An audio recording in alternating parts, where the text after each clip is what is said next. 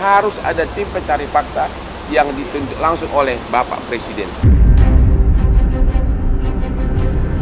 Motivasi dan fakta sebenarnya secara keseluruhan dari kasus ini tidak akan terbongkar.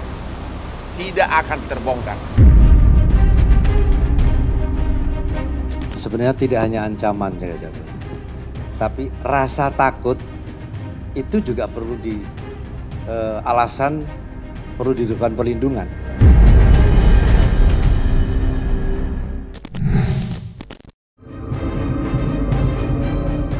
Upaya aparat kepolisian mengungkap dalam kasus tewasnya Vina dan kekasihnya Eki tahun 2016 silam dengan menangkap Peggy Setiawan hanya berselang beberapa hari setelah mengumumkan 3 DPO yang masih buron mengundang keraguan dari sejumlah kalangan. Carut-marutnya penanganan kasus tewasnya Vina mendapat tanggapan dari pengacara kondang Hotman Paris Hutapea. Hotman mengaku pesimis kasus tewasnya Vina akan terungkap jika aparat kepolisian hanya fokus mempidanakan Peggy seorang. Lebih lanjut, Hotman berharap Presiden Jokowi turun tangan dan segera membentuk tim pencari fakta untuk mengungkap siapa pelaku utama dalam kasus tewasnya Vina dan Eki yang saat ini masih menjadi teka-teki. Mendengar keraguan pengacara sekaliber Hotman membuat publik pun tercengang. Dari situlah pertanyaan muncul, mungkinkah kasus tewasnya Vina akan terungkap dengan terang benderang? Atau sebaliknya, tenggelam secara perlahan? Sekarang ini kan targetnya hanya satu, Peggy. Ya, sementara misteri kenapa kejadian ini dan kenapa berita acara semua saling bertentangan tidak terbongkar. Apa yang terjadi tidak terbongkar. Ya. Penyidik nanti sama jaksa hanya akan berpatokan kepada hukum acara pidana formil. Dia akan mengatakan 2 alat bukti cukup. Peggy bersalah. Dia akan mengatakan begitu. Akhirnya kasus ini akan menguap dengan sendirinya. Ada apa ini? Ini nggak bisa lagi hanya dengan pro justisia. Harus ada tim pencari fakta yang ditunjuk langsung oleh Bapak Presiden. Kalau nggak ini kasus hanya diputus nanti Peggy bersalah atau tidak, kasusnya menguap begitu saja. Tinggal Presiden perintahkan kepada polisi, stop dulu sementara. Tunda dulu sementara, bentuk tim pencari fakta yang netral dari kalangan ahli pidana universitas. Sesudah tim pencari fakta ini bekerja, ditemukan sesuatu, baru dikasih ke tim penyidik untuk dilanjutkan penyidikan. Jadi sekali lagi, jangan ada yang nanti salah pengertian, dikiranya kita minta dihentikan. Tim pencari fakta inilah yang bisa diharapkan membongkar kasus ini. Nanti temuan mereka dikasih ke penyidik untuk dilanjutkan ke persidangan. Itu. Dan itu boleh, itu tidak melanggar hukum. Makanya saya bilang tadi, kalau kasus ini berlanjut sampai pengadilan, hanya akan berakhir dengan 1 dari 2 kemungkinan.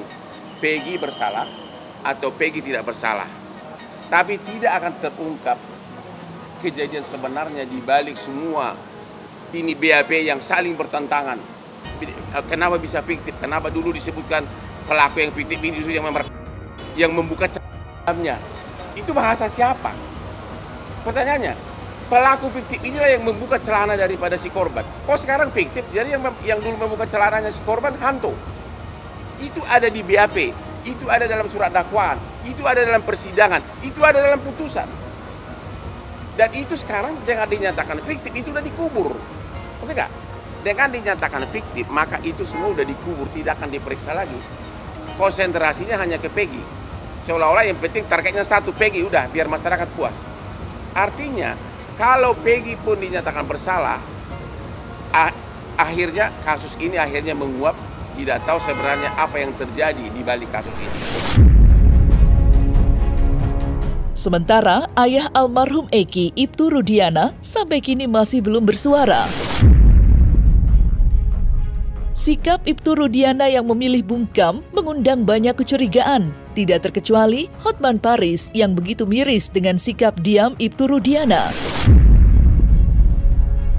Barangkali karena alasan itu juga, Hotman dengan tegas menolak saat diminta menjadi kuasa hukum Ibtu Rudiana. Lantas, benarkah saat ini posisi Ibtu Rudiana sedang terdesak? Terlebih beredar kabar jika Ibtu Rudiana diperiksa Propam Mabes Polri belum lama ini. Kami juga sangat mempertanyakan atas perilaku dan sikap dari Pak Rudiana, bapak dari almarhum Egy. Begitu kami ditunjuk sebagai kuasa hukum dari keluarga Vina, kami langsung mencoba berkomunikasi dengan Bapak Rudiana untuk saling tukar pikiran karena anaknya kan yang korban si Egy. Tapi kami tidak ditanggapi apapun. Tidak ditanggapi apapun. Namun tiba-tiba sekitar 4 hari lalu ada seorang oknum dan oknum polisi mengaku utusan dari Pak Rudiana ini mau menunjuk kami sebagai kuasa hukumnya. Tapi ada pesan terselubung di mana bahwa Pak Rudiana itu yakin pelakunya adalah Peggy. Ya. Ada apa nih? Kenapa baru sekarang bereaksi? Dan akhirnya kami dari tim hukum Nainona menolak menjadi kuasa hukum dari Pak Rudiana karena kami melihat mempertanyakan ada apa. Padahal dialah yang dari awal mengikuti kasus ini. Dialah dilaporkan peristiwa ini oleh saksi-saksi. Dan juga kenapa dia diam selama ini? Kenapa baru sekarang? Sehingga seolah-olah targetnya yang penting Peggy dihukum selesai, kasus ini selesai, rakyat puas. Jadi itu tidak mungkin. Ibtu Rudiana tentu didatangi oleh tim daripada Paminal atau Propam lah ya. Nah tentu demikian juga dari psikolog dan sebagainya. Tentu dia harus memberikan keterangan yang benar. Nah, sebagai orang tua tentu dia merasa terpukul. Dan oleh orang tua sudah pas itu sikap Ibtu Rudiana. Kasus tewasnya Vina benar-benar menjadi perhatian publik. Tidak terkecuali di media sosial, banyak netizen yang ikut bersuara menanggapi kasus tewasnya Vina. Di media sosial, nama Hotman menjadi sasaran. Hotman dan tim kuasa hukumnya dituding tidak lagi dapat menunjukkan taringnya dalam membela keluarga Vina yang sedang berjuang mencari keadilan. Lantas, apa kata Hotman menanggapi tudingan tersebut? Hotman 991 itu sudah agak mulai melemah, seolah-olah gara-gara ini terkait kasus seolah-olah gara-gara Hotman dulu pengacaranya Teddy Minahasa, itu jelas-jelas orang-orang yang sakit jiwa itu mengatakan itu di TikTok. Karena apa? Ya begitu Peggy ditangkap, yang pertama kali meminta agar Peggy itu dibela oleh pengacara kaliber nasional adalah Hotman. Saya yang mengusulkan agar Peggy itu dapat keadilan, agar ditunjuk pengacaranya ex dari timnya Prabowo, yaitu Yusril sama Otto Hasibuan. Itu usulan dari saya pertama. Kalau saya tidak mau kasus ini terbongkar, saya dalam mungkin ngapain saya usulin pengacara top. Justru saya pengen kasus ini terbongkar habis. Cuma gara-gara ada lampir segala macam itu di TikTok, ya ada yang menerima uang segala macam lah katanya. Yang punya TikTok segala macam, gue udah kaya raya, gue nggak mungkin terima suguhan uang kecil, oke? Gue lebih kaya dari bupati yang kau maksud, nggak mungkin saya terima uang, ya? Gue lebih kaya dari bupati-bupatinya, ya. Saya benar-benar, sekarang ini udah 2 nih fakta bahwa kami benar-benar ingin kasus ini terbuka. Hotman lah yang pertama meminta agar Otto Hasibuan dan Yusril menjadi pengacara Peggy agar berani di persidangan, agar kasus ini terungkap. Kalau memang saya membelok, saya nggak mungkin mengusulkan pengacara top. Yang kedua sekarang, saya yang mengatakan agar Pak Jokowi bentuk tim pencari fakta, bongkar sedalam-dalamnya.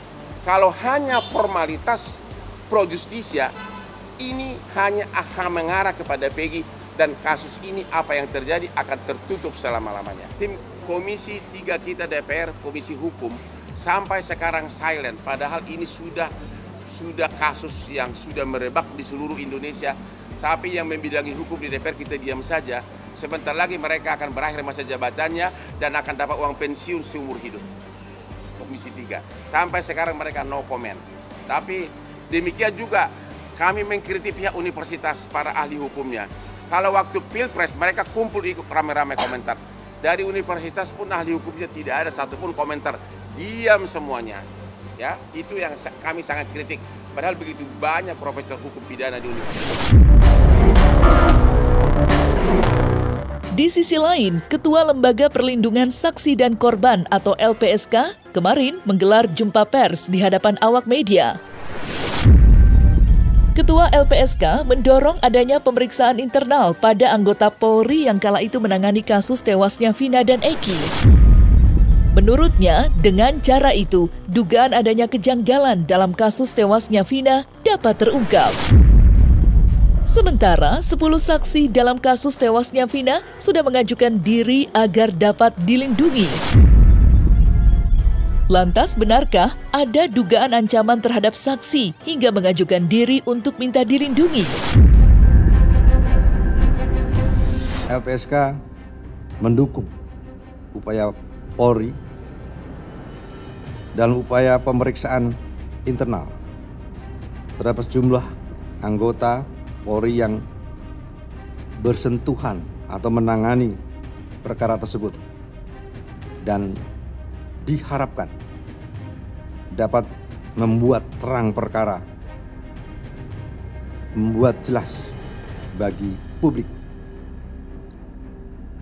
dan tentu perlu memperkuat alat-alat bukti lain, scientific crime investigation, untuk memenuhi hak-hak korban dan atau keluarganya atas kebenaran, keadilan, dan pemulihan. Itu pokok-pokok yang kami sampaikan. Dan saat ini dari sekian banyak permohonan, LPSK sudah menerima pengajuan permohonan sebanyak 10 orang. Ke-10 orang ini tentunya karena tadi ya metode kita kan mengajak bicara dan juga berdialog gitu ya dengan korban dan keluarganya, tentunya ya kedua belah pihak dan juga beberapa tadi ya pihak yang mengetahui terkait lainnya, dan semuanya sedang dalam proses assessment dan tentunya ini yang akan menjadi bahan penelaahan nantinya. Saya kira itu. Minimal hari ini sudah ada 10 saksi maupun keluarga korban tadi Pak sampaikan oleh Pak Ketua. Jadi pada prinsipnya mereka itu ada beberapa hal yang kita mau cek secara psikologis karena beberapa saksi ini memiliki inkonsistensi, makanya hasil asesmen psikologis ini akan membuktikan mereka memberikan pernyataan itu konsisten apa enggak, saling berkesesuaian satu sama yang lain apa tidak gitu. Sehingga kita bisa menarik kesimpulan bahwa kesaksian ini benar apa adanya. Persoalannya kemudian karena ini kasusnya cukup lama, 8 tahun yang lalu, para saksi maupun keluarga korban juga agak kesulitan mengingat kasus kesaksian ketika kasus ini terjadi pada waktu itu. Jadi itu kira-kira kenapa pendalaman yang dilakukan oleh tim LPSK sampai hari ini masih dilakukan terus-menerus gitu. Kira-kira gitu. Berkaitan adanya tekanan ancaman sampai dengan hari ini ya ada beberapa dari mereka, tetapi kami masih mendalami. Mereka memang masih merasakan ya, cuma kami masih mendalami lagi karena itu tadi keterangan-keterangan mereka juga masih ada yang tidak berkesesuaian. Jadi kami juga patut untuk lebih hati-hati.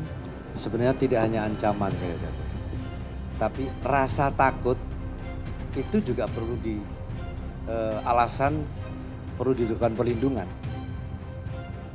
Jadi perlindungan itu selain mewujudkan rasa aman, tapi menumbuh kembangkan yang bersangkutan atau yang dilindungi supaya pede, ya, supaya berani apa adanya yang sebenarnya, itulah salah satu pendidikan penting.